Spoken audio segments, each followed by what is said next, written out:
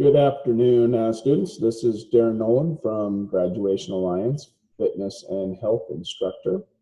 And I hope this video tutorial finds you in good health and happiness. Today I'm going to talk about a couple activities in the Unit 5 Training Principles lesson. So let's go ahead and get started here, and hopefully this will help you when you get to these two assignments. In Unit 5, we are talking about Unit 5 Training Principles. And the lesson objectives for this, we're going to choose exercises that are best for you, learn how to overcome some obstacles in training. Exercise, mental health, they go hand in hand. So here are 6 different benefits of exercise. The list could probably be longer than this. But some good things here is that it helps build our strong bones, helps get our body in shape, can help us sleep better, and actually can help us deal with stress. Being active, getting some exercise releases endorphins, which make us feel happier. The first training principle is called overload. This is where we increase the amount of stress you put on your body. We do this by adjusting one of the following factors: frequency, intensity, or duration. Increasing one of those 3 would be what we call an example of overload. Regularity. This defined as number of training sessions per week. So for example, if you lift weights 5 days a week instead of 3 days a week, you're going to get better results in your training program.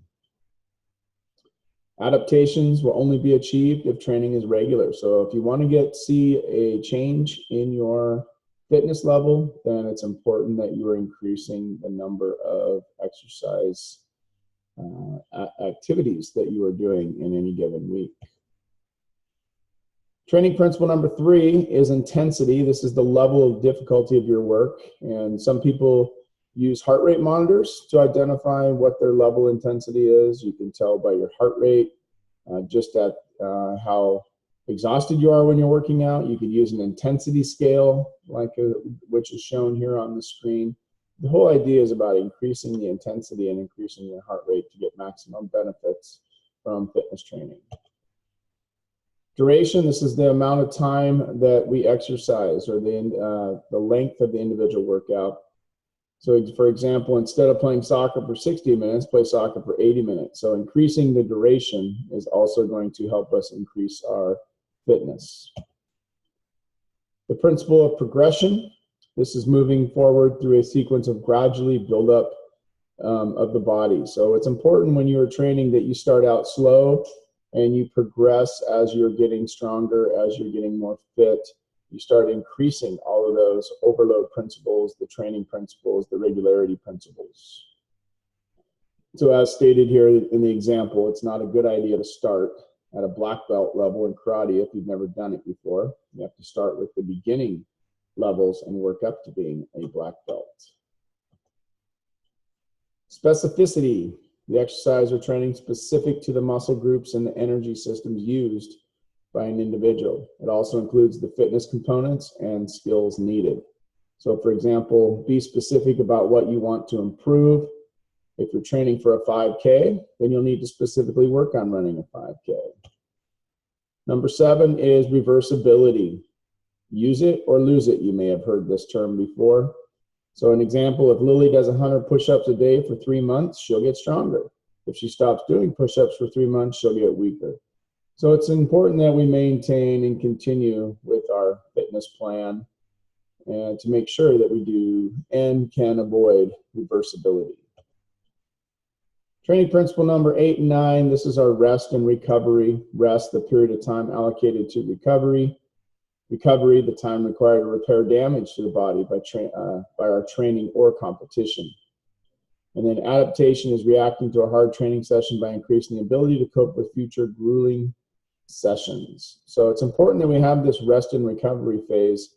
This allows our body to recover. And when we do that, our body can become stronger. But if we're continually breaking down muscle tissue, and not allowing time for it to heal, then we're going to have difficulty getting the results that we want in a fitness program.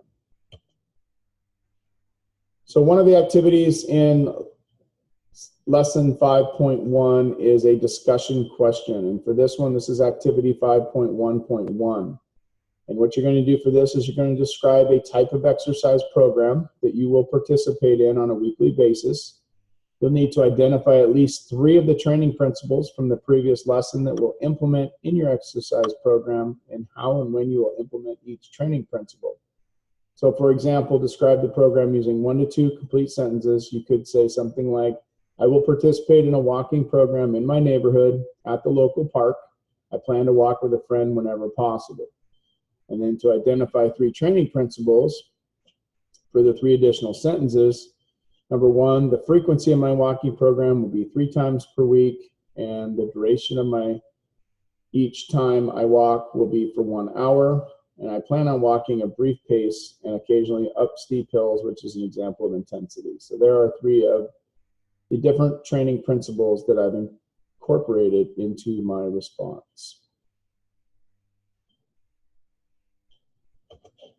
And the next activity that you have in this lesson is a matching. So what you're going to do here is you're going to look at the definitions, and then using these drop-down menus right over here, you're going to select the best answer that matches up with each of these different terms or definitions. So hopefully this information will help you in lesson 5.1 in Fitness for Life Semester 1. As always, reach out to your instructors if you are needing any extra assistance in the course. That's it for today. Have a great day, and we will see you soon. Thank you.